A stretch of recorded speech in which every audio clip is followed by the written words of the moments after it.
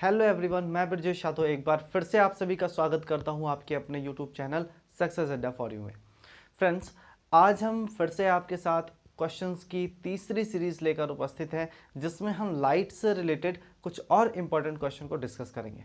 चलिए बिना डिले किए हुए क्वेश्चन सीरीज को स्टार्ट करते हैं। इससे पहले कि हम क्वेश्चन कराना स्टार्ट करें, आप इस वीडियो को ज़्यादा से ज़्यादा लाइक, शेयर और सब्सक्राइब करवाइए।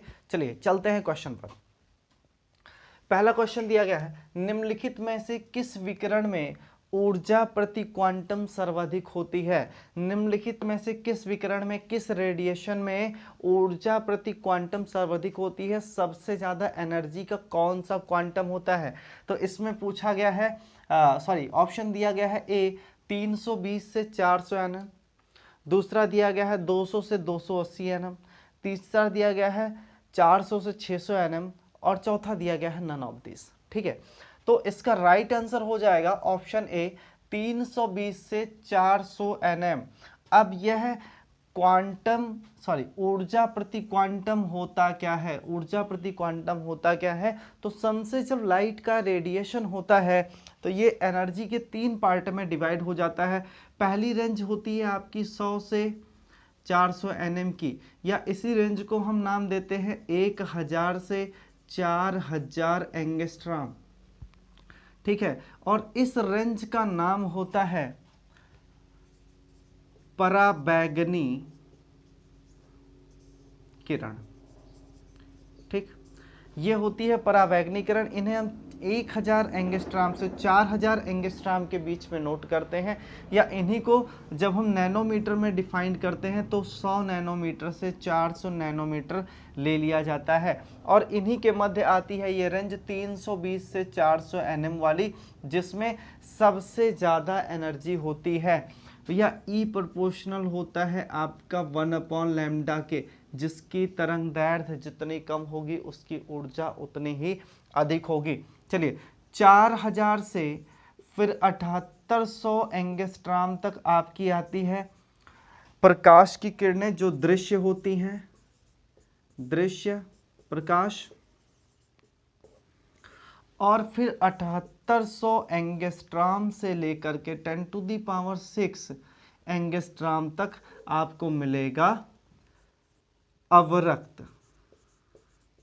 इसी को कहा जाता है इंफ्रारेड रे, इंफ्रारेड रे अवरक्त किरणें, या इसी को आप लिख सकते हैं 780 एनएम टू 10⁻, ये 7 हो जाएगा यहाँ पर, 10⁶ एनएम। ठीक, ये हो जाएगा।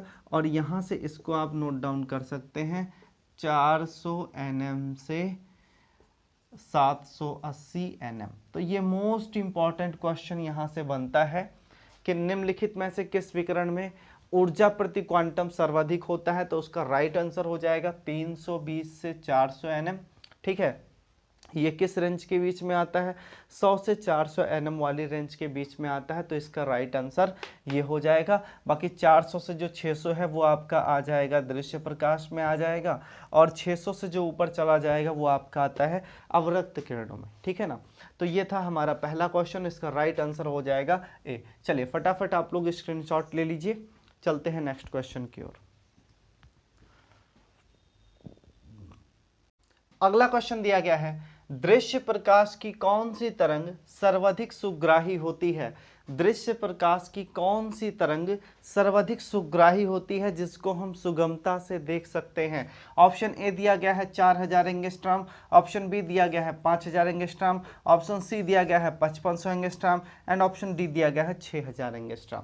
तो इसका सही आंसर हो जाएगा ऑप्शन सी 5500 एंगस्ट्रॉम की जो तरंग दैर्ध्य है इसकी सुग्राहिता सर्वाधिक होती है, और यह तरंग दैर्ध्य हरे पीले प्रकाश की होती है। किसकी, हरे पीले प्रकाश की होती है। इसकी तरंग दैर्ध्य आपको मिल जाएगी 5500 एंगस्ट्रॉम। हरे पीले प्रकाश की जो तरंग दैर्ध्य होती है वो लगभग 5500 एंगस्ट्रॉम के बराबर होती है, और इसकी सुग्राहिता सर्वाधिक होती है। यही कारण होता है कि जब नेत्र का ऑपरेशन किया जाता है तो ऑपरेशन के बाद नेत्र पर एक हरे रंग की पट्टी लटका दी जाती है, जिससे क्या हो कि सुग्राहिता नेत्र की बनी रहे। ठीक है, तो इस तरीके से इस क्वेश्चन का ऑप्शन नंबर सी सही हो जाएगा। और ये था हमारा दूसरा क्वेश्चन। फटाफट इसका आप स्क्रीनशॉट लीजिए, फिर चलते हैं नेक्स्ट क्वेश्चन पे। चलिए चलते हैं नेक्स्ट क्वेश्चन पे। क्वेश्चन नंबर 3 दिया गया है, प्रकाश का शून्यावकाश में वेग होता है। प्रकाश का शून्यावकाश में वेग होता है। स्पीड ऑफ लाइट के बारे में डिस्कस किया जा रहा है कि स्पीड ऑफ लाइट शून्यावकाश में क्या होती है। और ऑप्शन दिया गया है, ऑप्शन है 3 इंटू 10⁸ मीटर पर सेकेंड, बी दे रखा है 2 इंटू 2.5 इंटू 8 मीटर पर सेकेंड, सी दे रखा है 2 इंटू 10⁸ किलोमीटर पर सेकेंड, 3 इंटू 10⁸ किलोमीटर पर सेकेंड। तो भाई साहब ये जो किलोमीटर पर सेकंड की स्पीड आपको दे रखी है 10⁸ में, ये कहीं नहीं होती है और ना ही ये पाई जाती है। तो इस तरीके से ये दो ऑप्शन तो आपके निगलेक्ट हो जाते हैं। सही क्या होगा इसमें, 2.25 इंटू 10⁸ मीटर पर सेकेंड। यह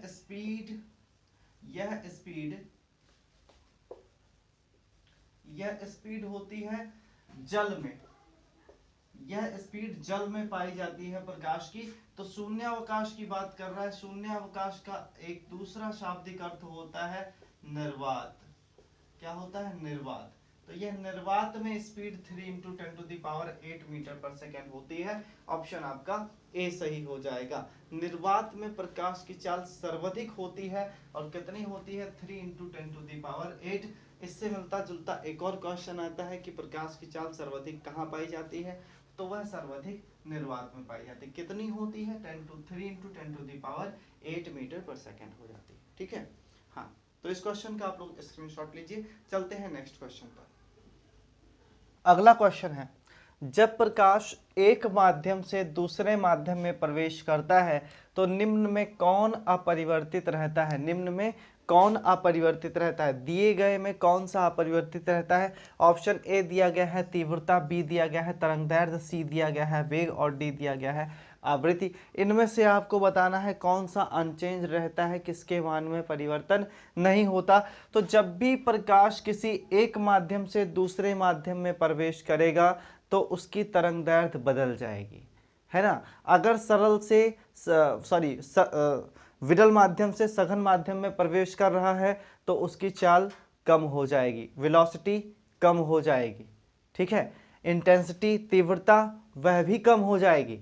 सिर्फ और सिर्फ इसमें आवृत्ति नहीं बदलती है, फ्रीक्वेंसी कभी नहीं बदलती है। ठीक है ना, तरंग की जो फ्रीक्वेंसी होती है वो नहीं चेंज होती है। ये सिर्फ और सिर्फ ऑप्शन डी इसका सही हो जाएगा कि आवृत्ति अपरिवर्तित रहती है। इसके अतिरिक्त यह तीनों क्वांटिटीज क्या होती हैं, बदल जाती हैं और प्रकाश के रंगों के हिसाब से घट और बढ़ जाती हैं। ठीक है, तो इस तरीके से इस क्वेश्चन का ऑप्शन डी सही होगा कि जब प्रकाश एक माध्यम से दूसरे माध्यम में प्रवेश करता है तो निम्नलिखित में से आवृत्ति अपरिवर्तित रहती है, आवृत्ति में कोई भी परिवर्तन नहीं आता है। ठीक है, स्क्रीनशॉट ले लीजिए इसका आप लोग। अगला क्वेश्चन है क्वेश्चन नंबर 5, एंडोस्कोप किस सिद्धांत पर कार्य करता है। एंडोस्कोप किस सिद्धांत पर कार्य करता है। पहला दिया गया है अपवर्तन, बी दिया गया है परावर्तन, सी दिया गया है पूर्णांतरिक परावर्तन और ऑप्शन डी दिया गया है व्यतिकरण, इसी को इंटरफेरेंस कहते हैं। ठीक है, हाँ। तो इसमें से बताना है एंडोस्कोप किस सिद्धांत पे कार्य करता है। इसको जानने के लिए सबसे पहले जाने एंडोस्कोप होता क्या है। तो एंडोस्कोप एक प्रकार का ऐसा यंत्र है जिसकी सहायता से डॉक्टर्स पेट के आंतरिक भाग की जांच करते हैं। तो पेट के आंतरिक भाग की जांच करने के लिए एंडोस्कोप का उपयोग किया जाता है और यह यंत्र पूर्ण आंतरिक परावर्तन की घटना पे कार्य करता है। प्रकाश के पूर्ण आंतरिक परावर्तन की घटना पे कार्य करता है एंडोस्कोप। मोस्ट इंपॉर्टेंट क्वेश्चन है, एंडोस्कोप किस सिद्धांत पे कार्य करता है, पूर्ण आंतरिक परावर्तन पे कार्य करता है। यह भी पूछा जाता है कि एंडोस्कोप किस उपचार के लिए यूज किया जाता है, तो पेट के आंतरिक उपचार के लिए यूज किया जाता है। मोस्ट इंपॉर्टेंट क्वेश्चन है, स्क्रीनशॉट जरूर ले लें आप लोग। चलिए चलते हैं नेक्स्ट क्वेश्चन पर। अगला क्वेश्चन है क्वेश्चन नंबर 6, रमन प्रभाव, इसी को रमन इफेक्ट के नाम से भी जाना जाता है। रमन प्रभाव किन पदार्थों के लिए लागू होता है? रमन इफेक्ट किस पदार्थ के लिए लागू होता है? तो सबसे पहले जान लेते हैं रमन इफेक्ट है क्या, उसके बाद में फिर द्रव, प्रिज्म, हीरा और सभी पदार्थों के लिए जो 4 ऑप्शन दिए गए उसके बारे में डिस्कस किया जाएगा। रमन इफेक्ट है क्या? डॉक्टर सीवी रमन ने बताया कि अगर कोई पारदर्शी क्रिस्टल रखा हो और उस पर कोई लाइट की बीम इंसिडेंट कराई गई हो तो वह टकराने के बाद में स्प्लिट हो जाती है और 2 पार्ट में डिवाइड हो जाती है और तीसरी बीम बिल्कुल सीधी चली जाती है। ठीक, तो इनसे 3 प्रकार की लाइनें निकलती हैं इस तरीके से, एक जिनकी तरंगदैर्घ्य ज़्यादा होती है और दूसरी जिनकी तरंगदैर्घ्य वेवलेंथ कम होती है। इस तरीके से रमन इफेक्ट का मेजरमेंट किया इन्होंने। यह एक पारदर्शी क्रिस्टल था जिसपे 2 तरंगें निकली, जिनमें से एक की तरंगदैर्घ्य क्या थी, कम थी और दूसरी की अधिक थी। ठीक है, तो इस इफेक्ट को सीवी रमन ने ज्ञात किया था कि अगर कोई पारदर्शी क्रिस्टल से कोई प्रकाश की बीम टकराती है तो टकराने के पश्चात वो 2 अलग अलग वेवलेंथ्स में डिवाइड हो जाती हैं, जिसमें एक की वेवलेंथ अधिक हो सकती है और दूसरे की बहुत कम हो सकती है। इसी प्रभाव को रमन प्रभाव के नाम से जाना गया था। इसके बारे में रे लाइट और स्कैटर्ड लाइट अलग अलग तरीके से होती हैं, जिनको अगर आप बहुत ही डिटेल में डिस्कस करना चाहते हैं तो वो आपको एमएससी वगैरह की क्लासेस में मिलेगा। लेकिन यहाँ पे आपको बस इतना जानना जरूरी है रमन इफेक्ट किस किस के लिए लागू होता था। तो इन्होंने बात की थी पारदर्शी क्रिस्टल की, है ना। अब यहाँ पे चाहे आप द्रव लीजिए कोई, चाहे प्रिज्म लीजिए, चाहे हीरा लीजिए, ये सभी पदार्थों के लिए लागू होता है जो पारदर्शी हों, जिनसे होकर प्रकाश इस पार से उस पार जा सकता है, उन सभी के लिए रमन प्रभाव लागू होता है। तो इसका ऑप्शन नंबर डी सही हो जाएगा, सभी पारदर्शी पदार्थों के लिए। रमन इफेक्ट किस पर लागू होता है? सभी पारदर्शी पदार्थ के लिए, जिससे होकर उस पार बीम्स जा सकती हैं, उन सभी पदार्थों के लिए रमन इफेक्ट लागू होगा। इसका ऑप्शन नंबर डी सही हो जाएगा। चलिए स्क्रीनशॉट ले लीजिए। चलते हैं नेक्स्ट क्वेश्चन पर। क्वेश्चन नंबर 7 दे रखा है प्रकाश का रंग निर्धारित होता है। ऑप्शन ए दे रखा है आयाम से, ऑप्शन बी दे रखा है आवृत्ति से, ऑप्शन सी दे रखा है प्रिज्म से, या ऑप्शन डी दे रखा है तरंगदैर्घ्य से। फटाफट कमेंट कीजिए और आप हमें बताइए कि इसका रंग किससे निर्धारित होता है, आयाम से, आवृत्ति से, प्रिज्म से या तरंगदैर्घ्य से। फटाफट कमेंट करके आप हमें बताइए कि किसी श्वेत प्रकाश की किरण का रंग किससे निर्धारित होता है निम्नलिखित में से।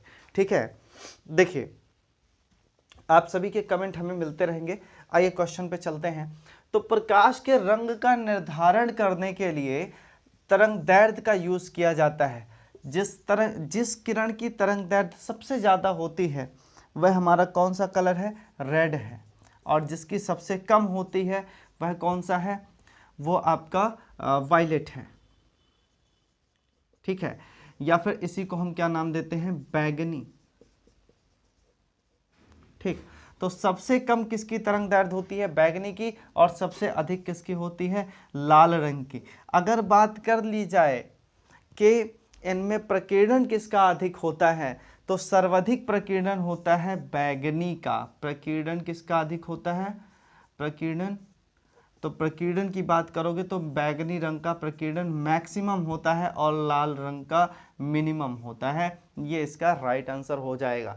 तो प्रकाश के रंग का निर्धारण किससे होता है, तरंगदैर्घ्य से। हमारे कुछ भाई अगर प्रिज्म लगा रहे हैं तो भैया प्रिज्म से रंगों को अलग अलग किया जाता है, उनका निर्धारण नहीं किया जाता है। ऑप्शन इसका डी ही सही होगा।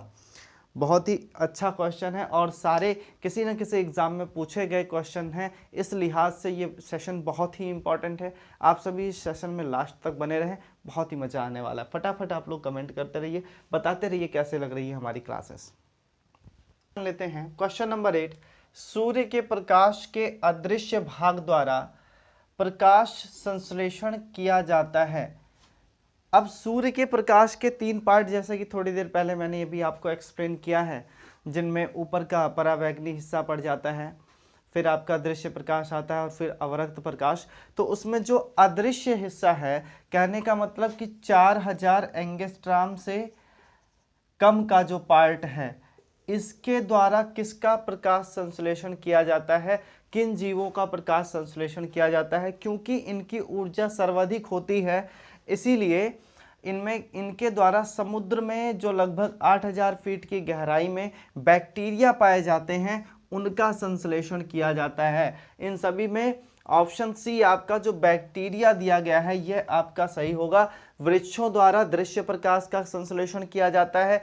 कवक और वृक्ष साथ साथ संश्लेषण करते हैं, ठीक है ना, और यह एक दूसरे से सहजीवी रिलेशन द्वारा जुड़े होते हैं, जिसे सिम्बायोटिक रिलेशन भी कहा जाता है, सहजीवी, ठीक है। प्रकाश संश्लेषण की क्रिया पौधों में ही होती है, कवक प्रकाश संश्लेषण की क्रिया नहीं करते हैं, यह सिर्फ और सिर्फ वाटर कंज्यूम करते हैं। फूड प्रिपरेशन का काम जो होता है वो वृक्ष या पौधे ही करते हैं। क्लियर है। फफूंद द्वारा भी नहीं किया जाता है, फंगस द्वारा भी ये कार्य नहीं किया जाता है। तो सबसे ज़्यादा कार्य ये बैक्टीरिया के द्वारा किया जाता है, जो कि समुद्र तल पे लगभग 8000 फीट की गहराई में पाए जाते हैं। तो उस स्तर तक प्रकाश की वही किरणें पहुंच पाती हैं जिनकी एनर्जी सबसे ज़्यादा हो, जिनकी ऊर्जा सर्वाधिक हो। तो इसलिए इस क्वेश्चन का राइट आंसर हो जाएगा सी, बैक्टीरिया द्वारा। किसके द्वारा? बैक्टीरिया द्वारा, ठीक है ना। और ये बैक्टीरिया कैसे बैक्टीरिया होते हैं? ये ग्रीन सल्फर बैक्टीरिया होते हैं। कैसे होते हैं? Green sulphur bacteria.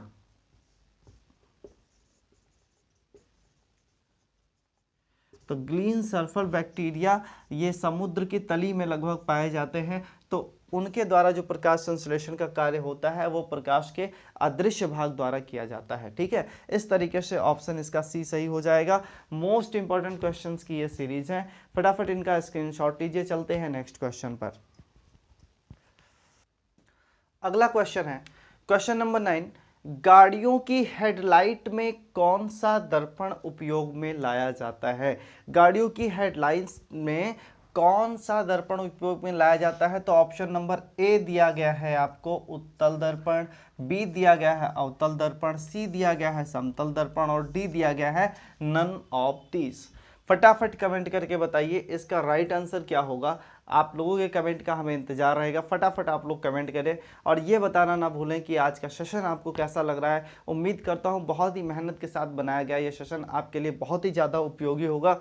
चलिए डिस्कस कर लेते हैं। गाड़ियों की जो हेडलाइट्स होती हैं, जो गाड़ियों की हेडलाइट्स होती हैं उसमें अवतल दर्पण लगाया जाता है। कौन सा दर्पण लगाया जाता है? अवतल दर्पण लगाया जाता है। और इस दर्पण के फोकस पर एलईडियां ऐसे सेट कर दी जाती हैं जो कि अंदर की ओर प्रकाश भेजती हैं। कैसे? अंदर की ओर प्रकाश को भेजती हैं। और यह टकराने के बाद में, यह किरणें टकराने के बाद में क्या होता है कि यह समांतर हो जाती हैं। क्यों समांतर हो जाती हैं? क्योंकि यह फोकस से होती हुई आ रही हैं। तो ये सभी किरणें टकराने के बाद में, दर्पण से लड़ने के बाद में समांतर हो जाती हैं। तो समांतर किरण पुंज प्राप्त करने के लिए, समांतर किरण पुंज प्राप्त करने के लिए हम अवतल दर्पण का उपयोग करते हैं। या सीधा सीधा क्वेश्चन आता है गाड़ियों की हेडलाइट्स में कौन सा दर्पण यूज किया जाता है? तो उसका राइट आंसर हो जाएगा अवतल दर्पण। अवतल दर्पण है क्या? ये खोखले गोले को काट के बाहर से पॉलिश करके बनाया गया एक दर्पण होता है, जिसके फोकस से अगर आप किसी किरण को डालते हैं तो वो अनंत को चली जाती है, ठीक है ना। तो इस तरीके से इसका ऑप्शन नंबर बी सही हो जाएगा, अवतल दर्पण सही होगा। अगर यही दिया गया होता कि गाड़ियों की हेडलाइट ना होता, गाड़ियों में साइड मिरर दे दिया गया होता, साइड मिरर है ना, साइड मिरर के रूप में कौन सा दर्पण यूज किया जाता है, तब उसका सही आंसर हो जाता उत्तल दर्पण, ठीक है। तो यहां आप ध्यान रखेंगे, गाड़ियों को देख के परेशान नहीं होना कि गाड़ी देखा और उत्तल दर्पण लगा दिया, ऐसा नहीं है कि और भी क्वेश्चन वहां से बनते हैं, ठीक है। हाँ, तो इसका राइट आंसर हो जाएगा अवतल दर्पण, और अगर साइड मिरर आता है तो आप इसका लगा देंगे उत्तल दर्पण, ठीक है। हाँ, बहुत ही इंपॉर्टेंट क्वेश्चन है ये सभी, फटाफट आप लोग नोट करते रहें, स्क्रीनशॉट लेते रहें। चलते हैं क्वेश्चन नंबर 10 पे। आज की सीरीज का यह लास्ट क्वेश्चन है। क्वेश्चन दिया गया है, दो समतल दर्पण जो एक दूसरे से 90 अंश के कोण पर रखे हुए हैं, उनके बीच रखी वस्तु के प्रतिबिंबों की संख्या होगी।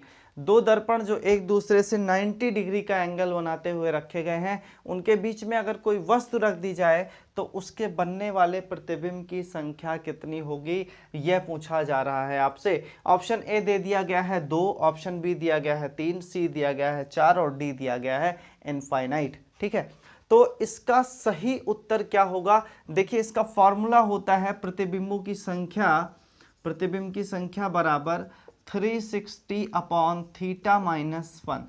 360 अपॉन थीटा माइनस 1, 360 आपने ऊपर कर दिया, थीटा की वैल्यू 90 डिग्री, 0 से 0 कैंसिल, 9 चौका 36 माइनस 1, तो 4 माइनस 1 कर दिया, आंसर आ गया आपका 3 और विकल्प आपका बी सही हो जाएगा।